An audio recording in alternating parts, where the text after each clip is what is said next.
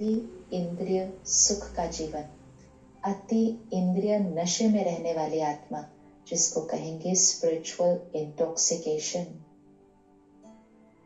इसीलिए कुछ भाई बहने शिवरात्रि के दिन भांग का सेवन करते हैं। कभी हमने सोचा कि जिस दिन व्रत करना है, जागरण करना है, तपस्या करनी है, उस दिन भांग ले लेंगे तो कैसे करेंगे हम अपनी तपस्या, व्रत और जागरण। लेकिन वो भांग उस नशे का प्रतीक है जो आत्मा अनुभव करती है, ईश्वरीय नशा, ईश्वर के ज्ञान का, ईश्वर की शक्ति का, ईश्वर की पालना का नशा और अति इंद्रिय सुख का नशा। वो नशा इस जीवन में स्थायी रहता है।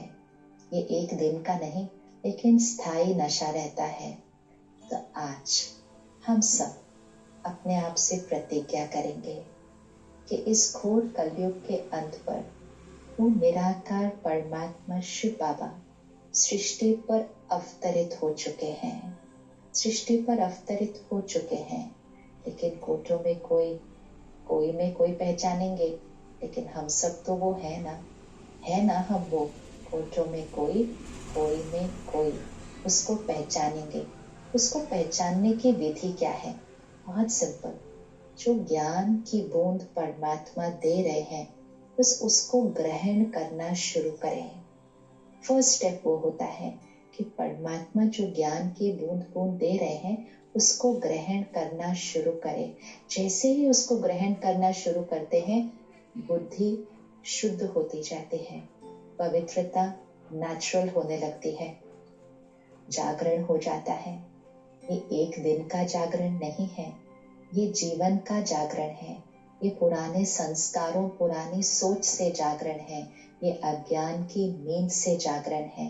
तो इसलिए जहां जहां भी आप रहते हैं, आपके नजदीक परमात्मा के सेवा केंद्र हैं और ये परमात्मा की तरफ से आप सबको निमंत्रण है कि राजयोग मेडिटेशन सेंटर, जिसको हम ब्रह्मा कुमारीज मेडिटेशन सेंटर कहते हैं, क्योंकि निराकार परमात्मा शिव ब्रह्मा मुख द्वारा हमें ये ज्ञान की बूंद बूंद देते हैं। तो आप सबको आज के इस विशेष दिन पर निमंत्रण है। आज का दिन बहुत स्पेशल है।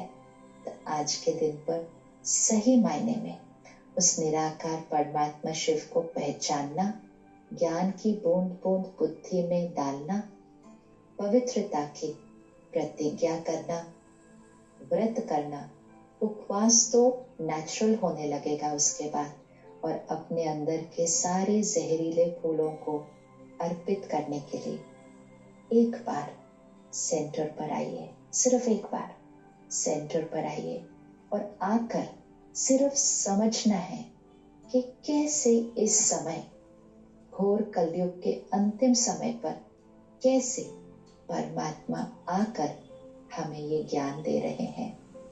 समझ मिल जाएगी, परमात्मा को पहचान लेंगे, ये तो निश्चित है, और अपने अंदर ऐसा परिवर्तन लेकर आएंगे कि वो जो अति इंद्रिय सुख का नशा है ना, वो जीवन जीने का तरीका बन जाएगा, संस्कार परिवर्तन हो जाएगा और हम सब मिलकर सृष्टि परिवर्तन कर इस घोर कलयुग को समाप्त कर सृष्टि पर वो देवी दुनिया, वो सत्यों की दुनिया हम सबको मिलकर लानी है। ओम शांति।